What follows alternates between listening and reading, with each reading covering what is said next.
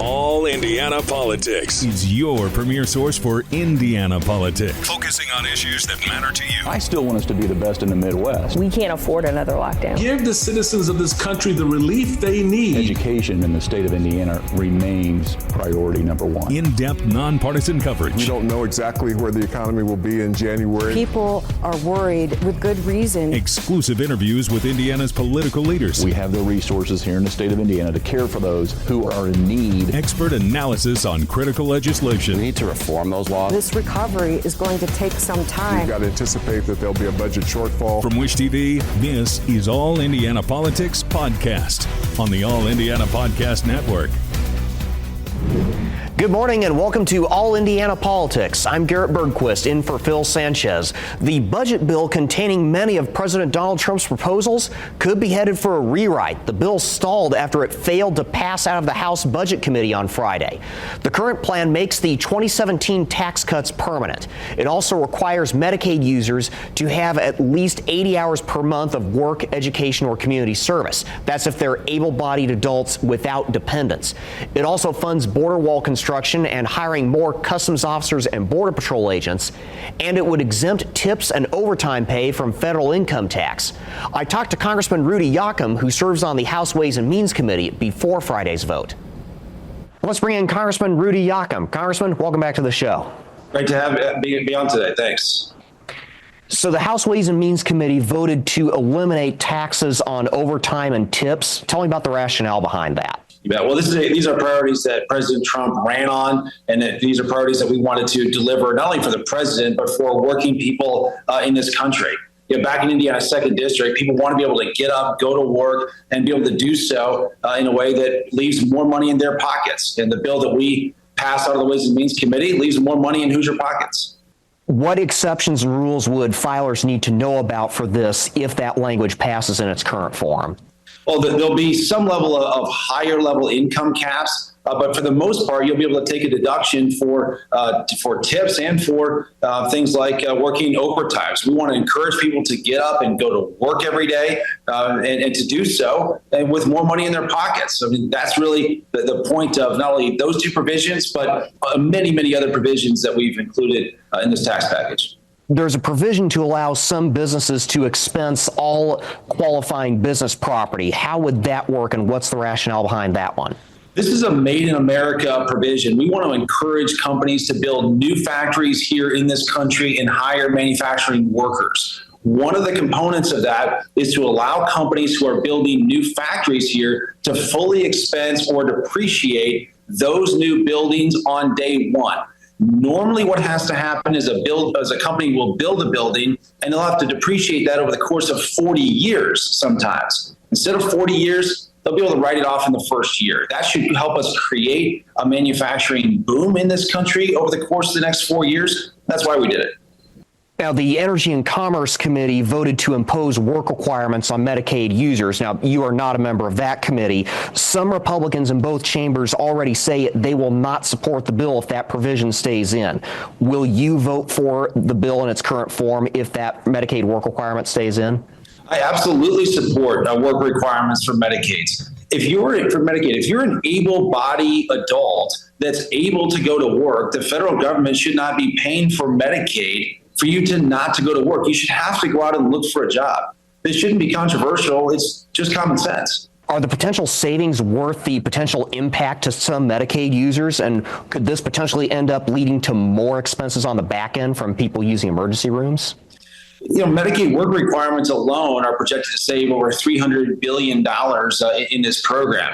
At the end of the day, we all know that the federal government is quite bloated and needs to be right-sized. We've got $37 trillion in federal debt. We've got to start right-sizing our federal government. That's what the American people voted for. And that's why we're making a lot of these reforms. The Committee for a Responsible Federal Budget estimates that the current spending proposal could lead to $3 trillion in deficits each year.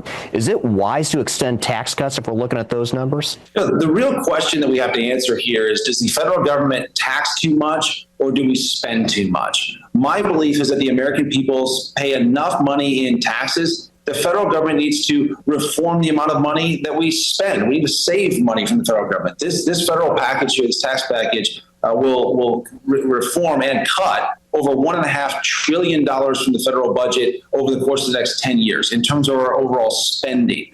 I think that's a great deal for the American people. I also want to ask about a letter that you signed on to the chair of the FCC, calling on the FCC to eliminate ownership caps for TV stations. Why did you sign on to that? And is there a risk that that could lead to fewer TV stations in smaller markets due to consolidation? What we called on them to do is to update their rules. The rules in the FCC, which by law are required to be updated, have not been updated. And it's been quite some time, a number of decades, since these rules have been updated. There's a lot that's changed in media, even over the course of the last 10 years. All we're asking the FCC to do is to update their rules and to bring them into the modern era. Is that worth the potential cost, though, to newsrooms in smaller markets such as yours? Well, I think anytime we're looking at modernizing rules, I think that's a good thing. There are so many things in our federal government that we haven't touched or reviewed in decades. I think that's a disservice to the American people. And by bringing these rules up to the modern digital age, I just think it makes sense. Congressman Rudy Yakin, thank you for joining us. Thanks for having me on. Meanwhile, an air traffic controller shortage and faulty equipment led to multiple incidents in which controllers at Newark Liberty International Airport could not see incoming planes. That came just days after the Trump administration announced a major overhaul of the nation's air traffic control system. Congressman André Carson serves on the House Aviation Subcommittee. I caught up with him just after he got out of a hearing on the matter. Let's bring in Congressman André Carson. Congressman, welcome back to the program. What an honor. Thank you. So what have the FAA and the DOT told you about the air traffic controller situation at Newark Airport and across the country? You serve on the Aviation Subcommittee. Yeah, well, I want to be clear. America's skies have always been the safest in the world. Until this year, this administration really ignored directives Congress passed in the FAA Reauthorization Act last year to quickly staff up, to hire more personnel, and to really replace outdated equipment and technology. The Trump administration has fired hundreds of critical aviation workers and made the already challenging job of air traffic control that much more difficult. And they've also added pressure and threats of job loss to aviation safety professionals. Should the people that you say were fired be reinstated?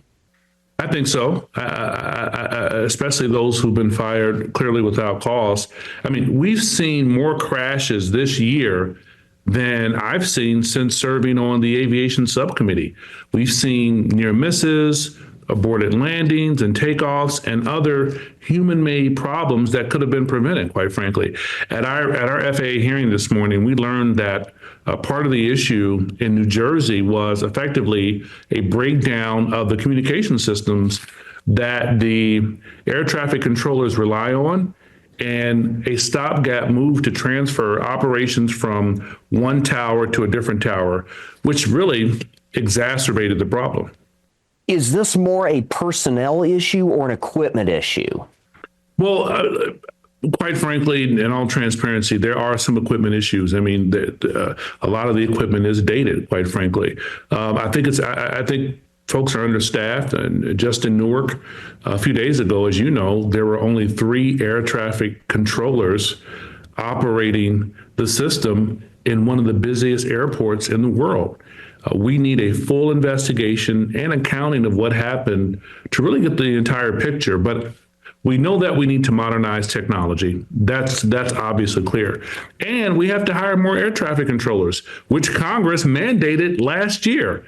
And, my friends on the other side of the aisle continue to delay critical funding for aviation safety. It's unacceptable.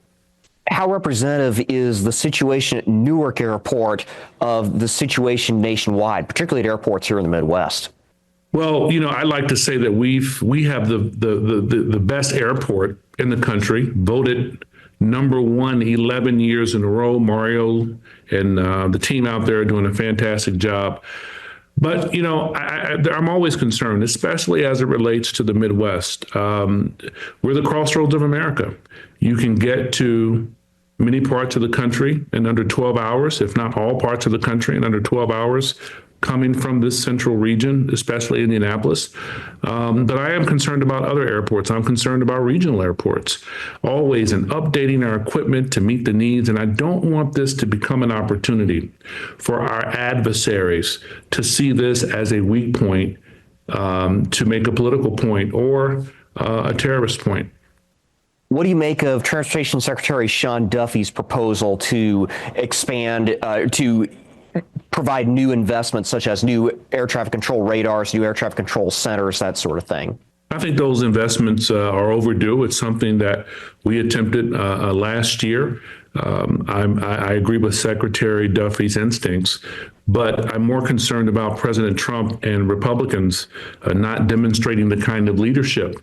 I would hope that they would drop their dangerous policies and work with us in a very bipartisan way to keep Americans safe. We all want the same things at the end of the day, whether you're Republican, Democrat, or independent. Our methodologies vary, but we cannot use political pageantry to get these things done. And as a member of the Aviation Committee, we're all monitoring developments and will investigate all the details and the facts as they emerge. How do we fix the personnel shortage? Well, I think we want to correct the mistakes that have been made, get folks back to work, make sure that this doesn't happen again. I think the attacks on federal workers and public servants, they have to stop. We can't continue to make political points while we're hurting the hiring and retention of air traffic controllers. Congressman André Carson, thank you for joining us. What an honor. Thank you. Coming up, a new state law extends the statute of limitations for rape, but only under certain conditions. Rape survivors will soon get more time to ask prosecutors to file charges, but only if new evidence emerges. Survivors and advocates tell me it's a start, but it's not nearly enough. Carissa Seatman plans to give this shirt to one of the state senators who helped push the bill through as a thank you. It's been really encouraging. I felt like for the first time our voices were being heard. Seatman was sexually assaulted more than 20 years ago. Her initial efforts to get prosecutors to bring charges went nowhere, and the statute of limitations has kept her from reopening the case. Under current law, if the 5-year statute of limitations runs out, prosecutors get another 5 years if new DNA or video evidence emerges or if someone confesses. Seatman was among those who lobbied lawmakers this session to change that. A new law passed this spring doubled it to 10 years under that scenario. Seatman says that would not have helped her. It was something that came to us that it might not make it through the House Criminal Committee with the statutes completely lifted. So that was a hard decision that we, decided to make, is that we were going to take the win. Every survivor's journey is different. And many, many survivors will wait years, even decades. We know that survivors of child sex abuse in particular come forward an average of 20 or more years, really. Illinois and Kentucky have no statute of limitations for rape. Ohio has a 20-year time limit. The Senate's version would have repealed the statute of limitations entirely for rape and for child molesting. The House scaled it back. And at that point where we were in session, I mean, you kind of got to take what you can get. My preference is to eliminate the statute of limitations on level 3 rape and child molest. White says advocates will continue to push for a longer statute of limitations. She says repealing it altogether is still ideal, but a 20 or 25-year limit would be a good compromise. Seatman says the new law is a good start. I've just been grateful for the process. I've been grateful for every legislator, every media outlet, everyone that's shed light on this and have helped us get to the finish line. It's taken everybody. Coming up, Indiana's best political team assesses what the Republican spending plan in Washington means for you. And welcome back to All Indiana Politics as we welcome in two members of Indiana's best political team, Democrat Lara Beck and Republican Mario Massillamany. Welcome to you both. Let's talk about the Republican spending plan in Congress. Some conservative Republicans want steeper Medicaid cuts. Mario, how big of a setback was Friday's Budget Committee vote? I don't think it was that big of a setback, Garrett. I think that, this bill is a massive bill, as Trump talks about this being the big, beautiful bill. So there's so many different things involved in this bill. They need to make sure that the cuts that they are requesting, both in Medicare, Medicaid, and then also some of the cuts as it pertains to some of the other issues, don't disrupt or bust the budget and the deficit. So I think that there's going to be some horse trading to figure out what the numbers are to make sure that this gets done and accomplished by, I believe Trump wants to sign this bill by July 4th. Do I think that's aggressive? I think so, especially with the House wanting to try and pass this out of the House by Memorial Day weekend. So I don't think that this bill is dead on arrival. I think there's going to be some more horse trading, trying to get some of the more conservative members on board with some of the other members to make sure that everyone gets something that they want out of this bill. Lara, let's talk about the balancing act here. How likely is it that the division between the party's moderate and conservative wing gets resolved anytime soon, given the narrow margin in the House? Well, I think that's a really good question. And I also think that, as Mario said, there's going to be a lot of horse trading that's going to take place. But I think what we have to remember is with every passing day, we are one day closer to the midterms. And you've got folks who, especially on the Republican side, and same with Democrats, but you've got some Republicans who they won in blue districts, right? And this is going to have a major impact across the country, particularly because of the taking, essentially taking from the poor and giving to the rich. And I think that is what's really going to have an impact. The other part is that the bill as it stands right now adds something like $3 trillion or more than $3 trillion to the deficit. And there are many, many conservatives out there who do not want to add to the deficit. And you are balancing this budget on the backs of our kids and our grandkids and their kids. So that's something I think that you're going to see a lot of people arguing about and really working on the horse trading, because you're also getting so close to the midterms and timing has a big element on there. Let's talk about a couple of the provisions in the bill. Mario, Republicans said they would not cut Medicaid, and now they're calling for Medicaid work requirements. Did they break that promise? I don't believe so. I think the main focus for Republicans is to make sure that Medicaid is sustained and is strengthened. So, one of the things is Medicaid as it currently stands, there's so much fraud involved in this that, the goal I think that Republicans and Democrats want to do when Medicaid was originally created, it was to make sure that expecting mothers, children, people with disabilities were taken care of, and also the elderly. And so I think that they're trying to focus on making sure that Medicaid is sustainable long term, because it's one of the most expensive and biggest agencies in our federal government. And so if we do not figure out ways to make it more efficient, effective, and sustainable, then a lot of people are going to be hurting. And so this work requirement, I don't believe that this is something that Republicans are breaking their promise on. All they're doing is trying to make sure that Medicaid is long-lasting and is sustainable for the people that truly do need it. Lara, how heavy a lift is 80 hours per month? This would be able-bodied adults without dependents. Well, I think let's go back to a little bit more of the devil in the details on this. And let's also go back to a little bit of the fraud piece. I mean, we hear all about there's so much fraud with Medicaid and there's so much fraud and abuse. We have a president who is accepting a $400 million Air Force One jet from Qatar. And the Qataris have some major issues with how they run their operations and who they fund. So before we start talking about people who are poor, who might have disabilities, who might have a whole host of other issues, I think we need to be focusing our efforts on fraud and abuse in other areas. When you talk about Medicaid and cutting Medicaid, right now the way the number looks is it's 8 million people.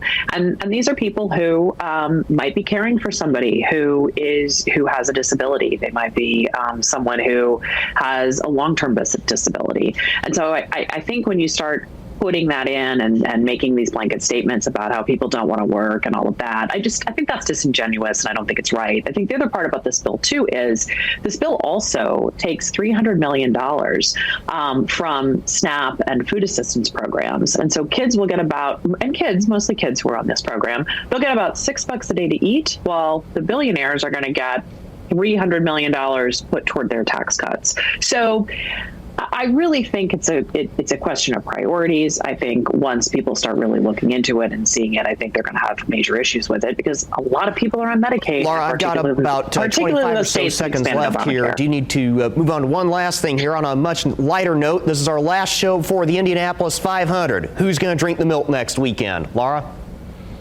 My neighbor, who is a huge race fan, said Pato O'Ward, and so that's what I'm going with.